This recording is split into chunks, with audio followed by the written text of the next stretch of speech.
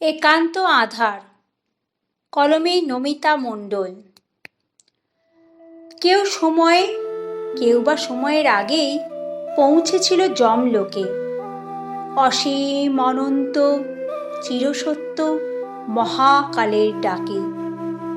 শরীর থেকে যখন ঘটেছিল আত্মার বিচ্ছুরণ, তাদের আত্মা দেখেছিল প্রিয়জনের আরতি ক্রন্দন।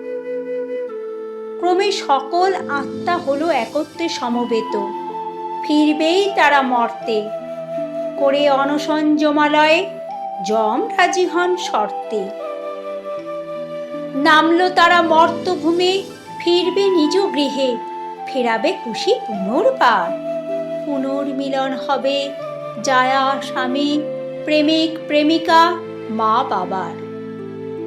প্রেমিকা ফুল হাতে গেল লেকের ধারে, এটাই তাদের মিলন স্থান। দেখল প্রেমিক রাস পর্ব শেষে করছে প্রস্থান। নিয়ে উৎকণ্ঠা জায়া ফিরেছে স্বামীর ঘরে। শুনল বার্তালাপ মধুর বাসরে।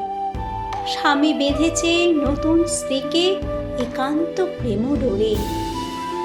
যে স্বামী দেখে গিয়েছিল তার ক্রন্দনরতা স্ত্রীকে, সেই স্ত্রী তাকে দেখে বিস্মিত। বলল, আবার বিয়ে করেছি, মুখে হাসি স্মিত। শিশু সন্তান ফিরে গিয়ে বাড়ি, দেখে মা দোল দিচ্ছে শিশুকে। এভাবে তারাও ভুলে গেছে তাদের ছোট্ট বিশুকে। যে বৃদ্ধ মরেছিল বয়সের ভারে, দেখল তার বিধবা স্ত্রীকে করছে প্রহার তাহারই ছেলে। স্ত্রী চাইছে মৃত্যু, কেন তুমি চলে গেলে ফেলে।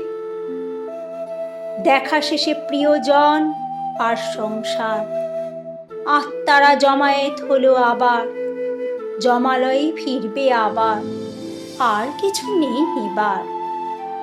এটাই সংসার, এখানে সঙ্গই সার। তবুও মায়ার অমোঘ টান অনিবার। সবকিছু শেষ হলে বুঝি ঈশ্বরই পরম সত্য, একান্ত আধার।